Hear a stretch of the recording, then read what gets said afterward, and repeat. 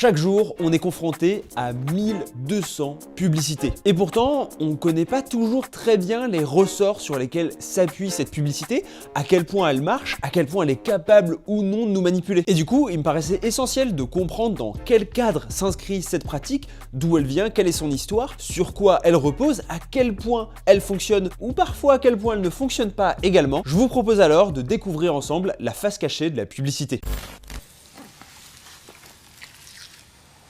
Hey, what did you expect? Schweppes, unexpected since 1783. Pour ne pas devoir sortir faire pipi. Trouvez la location de vacances idéale. Booking.com, Booking. Yeah. Maman, qu'est-ce que tu fais? Je rends hommage aux sponsors américains. Nous allons acheter du nouveau dentifrice, louer une nouvelle voiture et voter oui à l'article 87. Non, l'article 87 protège les grands pollueurs du monde. C'est impossible, c'est une vraie grenouille qui parle dans leur pub. Dites à ces imbéciles de politiciens de Washington de laisser les industries chimiques faire ce qu'elles veulent. Comme pour tout, on peut remonter aux origines de l'humanité si on cherche la naissance de la publicité. Certains estiment que les Égyptiens utilisaient du papyrus pour propager des messages de vente ou en afficher sur les murs. Mais la plupart des historiens s'accordent sur le fait que la forme moderne de la publicité arrive véritablement avec l'apparition de l'imprimerie, venant petit à petit remplacer les crieurs qui étaient jusqu'à présent chargés de diffuser les messages à la population. Désormais, des feuillets publicitaires voient le jour et sont distribués à la main dans les rues. Il s'agit dans un premier temps principalement de petites annonces de littérature, d'annonces matrimoniales ou de biens immobiliers. Au Royaume-Uni, la publicité va rapidement s'étendre dans le domaine de la presse papier. Dès 1660, l'hebdomadaire Mercurius Politicus publie une publicité pour un dentifrice qui est considérée comme la première publicité imprimée dans un périodique. En France, cela va mettre beaucoup plus de temps. Comme l'explique très bien la chercheuse Myriam Tsikounas, le régime des corporations, à savoir le regroupement des différents métiers sous l'Ancien Régime, interdisait le développement de la concurrence dans les relations commerciales. Et donc la pub venait briser ce principe. Il faudra alors attendre le 19e siècle pour voir la pratique s'imposer dans l'Hexagone. Dans les années 1830, Émile de Girardin, un jeune homme ambitieux, se lance dans le domaine de la presse. En 1828, il lance d'abord un journal qui inspirera de nombreux youtubeurs après lui, intitulé Le Voleur. Comme son nom l'indique, il était principalement composé d'articles qui étaient volés à d'autres journaux. L'affaire ne durera pas longtemps pour des raisons évidentes. Mais Émile de Girardin ne se dégonfle pas et crée un autre journal, La Presse, en 1836. Son objectif est d'en faire un grand quotidien français, en s'éloignant du domaine de la politique qui pouvait provoquer la censure du régime à l'époque. Et il opte pour une stratégie de prix extrêmement audacieuse. Le coût du journal a été divisé par 2 par rapport à la concurrence, en compensant par la place assez importante laissée à la publicité. Il rencontre immédiatement le succès. Cette arrivée de la réclame dans les médias et dans le quotidien de la population est alimentée par la révolution industrielle que connaissent les pays occidentaux. Au-delà du chemin de fer, on assiste à une augmentation du niveau de vie des citadins, une hausse très forte de la production, mais donc aussi de la consommation, comme l'illustre par exemple l'apparition des grands magasins. L'arrivée de la radio puis de la télévision parachèveront l'évolution de la communication commerciale. Un second essor économique, connu sous le nom des 30 Glorieuses, verra quant à lui la consommation de masse exploser auprès de la population avec une nouvelle hausse du pouvoir d'achat et l'obtention de droits sociaux comme les congés payés qui vont permettre, par exemple au secteur du tourisme, de se développer. La place de la publicité ne cesse de croître pendant des années, les budgets explosent, les agences grossissent et les consommateurs passent à la caisse. Tout semble se porter pour le mieux. Pourtant, au milieu des années 90, un changement médiatique majeur semble sonner le glas de ces années glorieuses. En 1994, les chercheurs Roland Rust et Richard Oliver sortent un article au titre on ne peut plus parlant, la publicité va mourir. Et pour cause, l'arrivée d'Internet, de la télévision câblée et les nouveaux moyens de consommation sont en train de bouleverser le secteur. Le marché est plus fragmenté que jamais. Auparavant, il était facile de toucher une audience très large. En 1980, 87% de l'audience télé était détenue par 3 chaînes aux États-Unis, contre 62% au moment où ils écrivent, et c'est à peu près l'équivalent en France. Diffuser un message global devient quasiment impossible, et la plupart des grosses marques qui portent le secteur en ont besoin. Pire, le consommateur gagne en pouvoir grâce aux nouvelles technologies, en premier lieu Internet, qui lui permet de s'informer de manière interactive et renforce le lien direct entre producteurs et consommateurs. Et si, finalement, il n'y avait plus besoin de publicité. Les chercheurs en sont persuadés. Les réclames telles qu'elles existent dans les années 90 sont amenées à disparaître en moins de 15 ans. Ce qui s'entend complètement.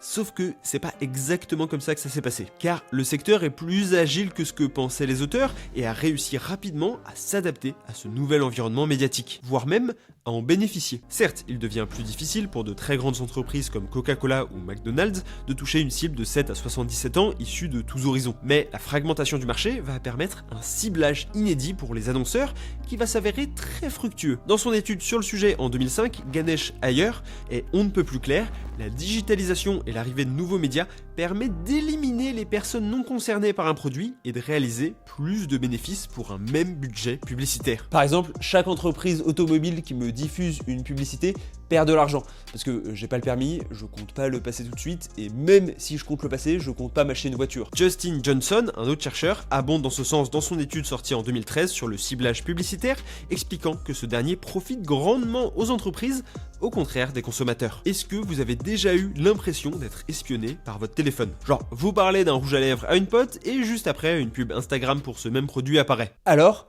est-ce que votre téléphone vous écoute constamment? Techniquement, oui. Sinon, il serait incapable de réagir quand vous faites le Dis Siri ou l'équivalent pour Android. Mais c'est extrêmement peu probable que vous ayez déjà été ciblé de cette manière. Déjà, ça demanderait de gérer une quantité astronomique de stockage si toutes les écoutes étaient enregistrées et traitées. Et surtout, car grâce à la récolte de données, il n'y en a même pas besoin. En effet, les fameux cookies sur les différents sites que vous devez refuser servent à ça. Toutes nos actions en ligne vont être enregistrées par ces cookies pour construire un profil de consommateur qui sera ensuite vendu aux annonceurs par Google ou Meta, Facebook, Instagram par exemple. Ces millions de données utilisées permettent d'avoir une idée extrêmement précise de qui vous êtes, de votre orientation sexuelle ou politique à vos ambitions professionnelles. Aux États-Unis, le supermarché Target a même mis au point un système capable de détecter la grossesse d'une femme avant même que celle-ci fasse un test en se basant uniquement sur ses achats. Aussi, ce qui se passe souvent, c'est que vous aviez déjà cette pub dans votre feed, mais vous ne la remarquiez pas avant d'en avoir parlé avec un proche. Donc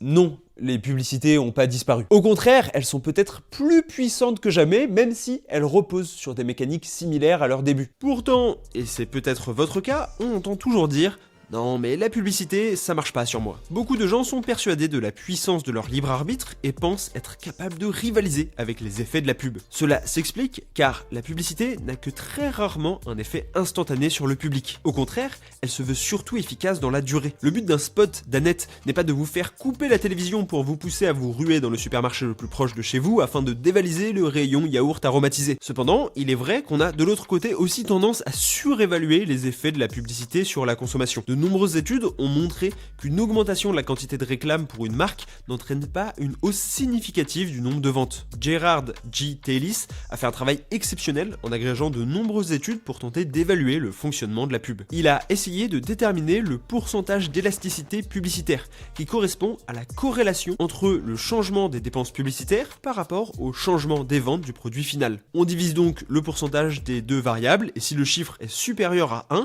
cela signifie que l'impact de la publicité est significatif, si c'est inférieur, cela veut dire que c'est très limité. Eh bien, ça tombe bien, car selon les études, ce chiffre est de 1%. Donc, c'est bien, mais c'est pas non plus le facteur le plus important de la consommation. Pour le chercheur, de nombreuses grandes entreprises surpublicisent et investissent trop d'argent dans le marketing par rapport au réel retour sur la consommation globale. En réalité, la publicité est remplie d'imaginaires et de légendes urbaines qui sont simplement fausses. On avait déjà abordé le cas des messages subliminaux créés en 1957 par James Vicary qui assurait avoir fait augmenter les ventes de coca et de popcorn grâce à l'insert de messages publicitaires quasi invisibles à l'œil nu. Depuis, de nombreuses études ont démontré que les messages subliminaux n'avaient aucun effet sur le spectateur. À tous ces faux a priori, il faut ajouter une méfiance généralisée pour la réclame en France depuis sa création. L'auteur Marc Martin l'explique dans son ouvrage « Notre pays a depuis le départ été l'un des États les plus critiques à l'encontre de cette pratique. D'ailleurs, en particulier à la télévision, la régulation de la publicité est bien plus stricte que dans la plupart des pays occidentaux. Mais bref, il est donc difficile de s'y retrouver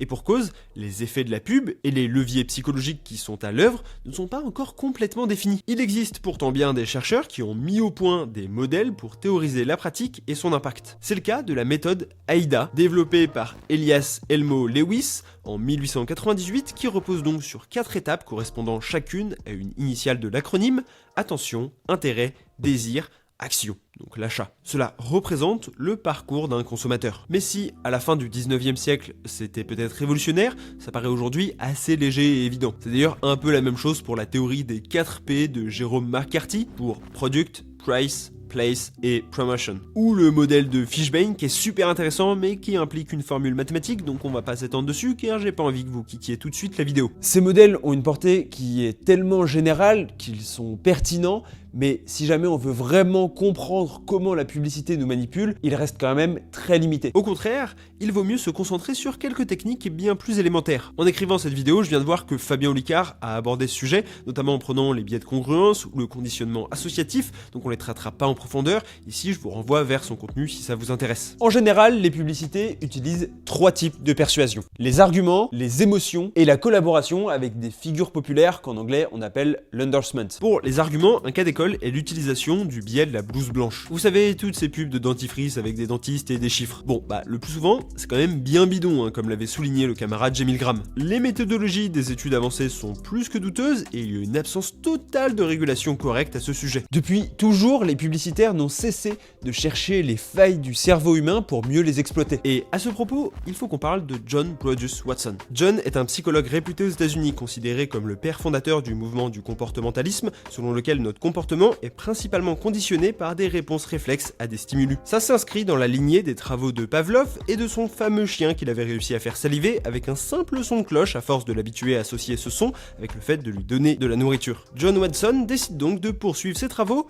mais sur les humains. En 1920, il met donc au point la fameuse expérience du petit Albert, qui avait comme objectif de conditionner un jeune bébé à être terrifié par un rat blanc. Voici le procédé de l'expérimentation décrit sur Wikipédia. Watson présente le rat au petit Albert, et à chaque fois qu'il le touche, l'expert produit un son violent qui effraie l'enfant en frappant une barre métallique avec un marteau. Au bout de quelques répétitions, le petit Albert finit par manifester de la peur en voyant le rat, mais également de ce qui se rapprochait du rat, comme la fourrure ou d'autres animaux. Le but était de réussir ensuite à le déconditionner, mais la mère le retira de l'expérience avant la fin. John Watson fut plus ou moins viré de l'université qu'il quitte pour rejoindre, vous l'avez sûrement deviné, la publicité. Il prône alors l'idée selon laquelle pour avoir une publicité réussie, il faut susciter de l'angoisse, de la légère colère ou un besoin psychologique profond en associant un produit à un stimulus, créant cette fameuse réponse réflexe. Edward Bernays, neveu de Freud et qui travaille également dans le domaine, s'empare rapidement de cette méthode. Pour lui, il faut avant tout faire appel aux pulsions inconscientes des individus, créer un objet de désir. Il est alors à l'origine de la connue campagne orchestrée par l'industrie du tabac des torches de la liberté. Le but était de faire en sorte que les femmes se mettent à fumer en leur présentant la cigarette comme un objet d'émancipation par le biais de manifestations, etc., plutôt qu'avec des arguments rationnels.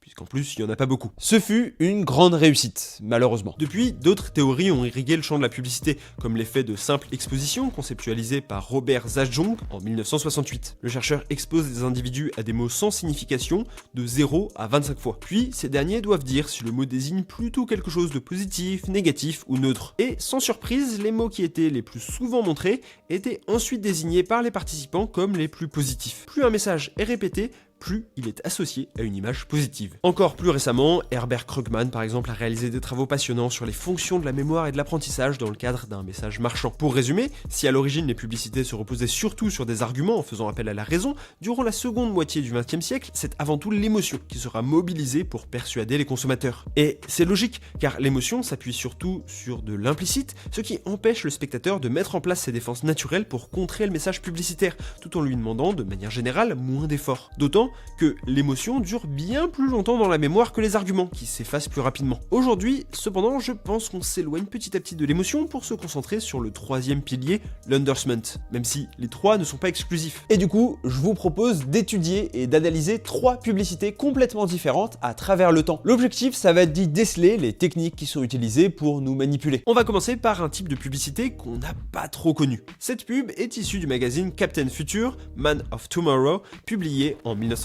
Ce magazine est un pulp classique de science-fiction comme il s'en faisait beaucoup à l'époque. Et immédiatement, on voit que les préceptes de Bernays et John Watson ont infusé dans le secteur. La peur est tout de suite mise en avant, écrite en gras avec une illustration qui crée une confusion entre l'espace publicitaire et celui éditorial. Est-ce qu'on est dans le début de l'histoire du pulp ou dans une publicité? En dessous, on retrouve de nombreuses angoisses dans lesquelles chacun d'entre nous peut se reconnaître encore aujourd'hui. Où et comment faire plus d'argent? Comment régler mes factures? Ou encore, est-ce que mon métier sera remplacé par une machine? Si, Je vous jure. S'ensuit un argumentaire extrêmement long qui va plutôt faire appel au raisonnement logique pour nous convaincre de devenir technicien radio. Et même si à notre époque cette publicité serait considérée comme bien trop fournie et longue, surtout au niveau du texte, il faut se remettre dans un contexte où l'attention était beaucoup moins fragile et le niveau d'information auquel les gens étaient exposés beaucoup plus faible. On retrouve alors le chemin Aïda d'Elias Lewis. L'attention avec l'usage de la peur et l'illustration, l'intérêt avec le salaire de $50 par semaine, donc l'équivalent de $1000 actuels promis, le désir par le texte que de nombreux techniciens radio gagnent ce salaire avec ce job, puis enfin l'action, avec le coupon à découper et envoyer pour s'engager dans cette formation. Les ficelles sont encore très apparentes et on aperçoit immédiatement les différentes théories qui s'illustrent.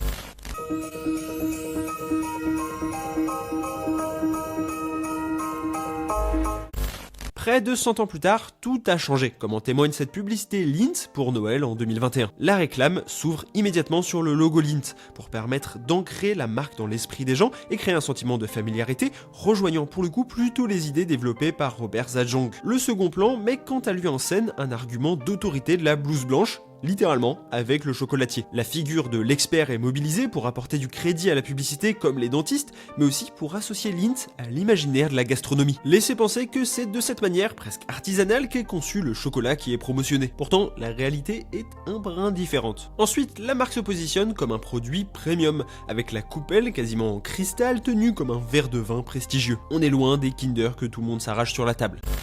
Pour les fêtes, avec Lindor, savourez un moment de pur bonheur.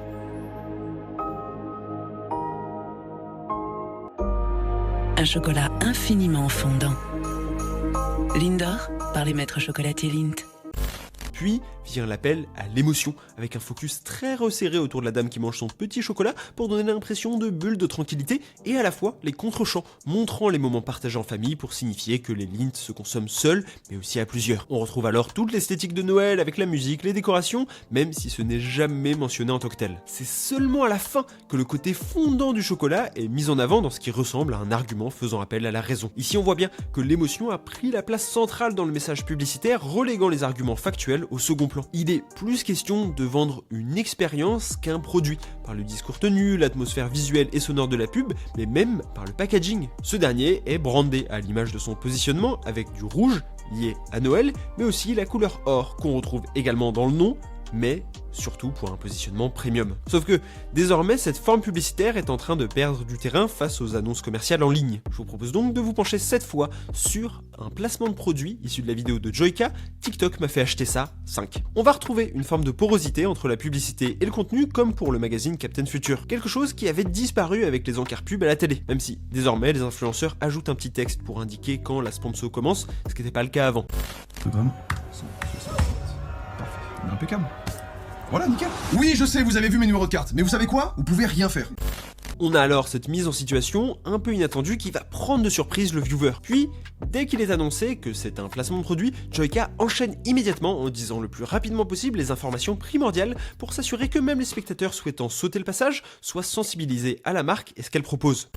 Et pour faire très court, c'est une banque en ligne qui vous permet de créer un compte gratuitement en moins de 5 minutes. C'est une carte virtuelle qui a été générée dans Revolut et qui permet un seul paiement unique à chaque fois. Ensuite, il va faire un appel au conformisme social avec la statistique de 30 millions d'utilisateurs, laissant penser que l'entreprise est très populaire. Puis, il y a un peu d'humour qui, selon certaines études, a été prouvé comme un moyen d'augmenter l'efficacité d'un message publicitaire. Et enfin, il partage son expérience personnelle et se fait l'écho d'un concours de la marque avec un gain d'argent à la clé. Bref, il y a plus de 30 millions de personnes qui utilisent Revolut dans le monde et d'ailleurs je les ai ramenés en bas du lot. Let's go! Bah bien sûr! Vous savez évidemment quand vous partez à l'étranger, il peut y avoir des frais liés au paiement ou liés au retrait, comme moi quand je suis parti en Islande par exemple.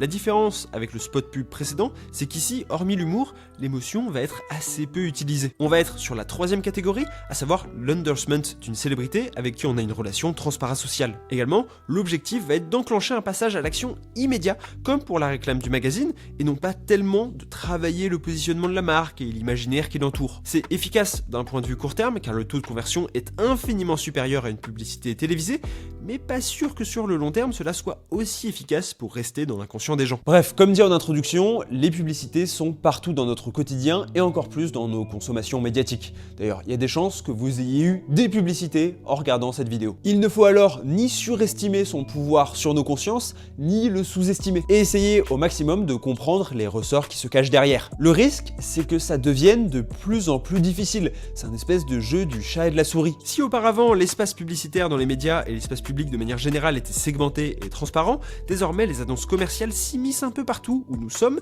et principalement en ligne. Les marques redoublent d'ingéniosité pour toucher même un public plus réfractaire. En s'associant de plus en plus à des figures populaires et appréciées, qu'elles soient réelles comme les youtubeurs et les placements de produits, ou même fictives à l'image de Barbie qui s'est retrouvée à collaborer avec une compagnie d'assurance par exemple. Cela va même plus loin avec un brand content toujours plus présent. Si McDonald's pouvait être considéré comme précurseur avec son émission pour les enfants il y a 50 ans, désormais c'est devenu chose courante. Les marques sont également devenues des médias. La publicité n'est pas morte et nous n'avons pas développé une immunité à celle-ci. Pour autant, j'espère que désormais vous y voyez plus clair sur les implications du secteur, les mécaniques psychologiques sur lesquelles il s'appuie et ses limites. Et n'oubliez pas que ceux qui vous vendent la peur à propos de cette pratique publicitaire utilisent exactement les mêmes ressorts que ceux qu'ils feignent de dénoncer.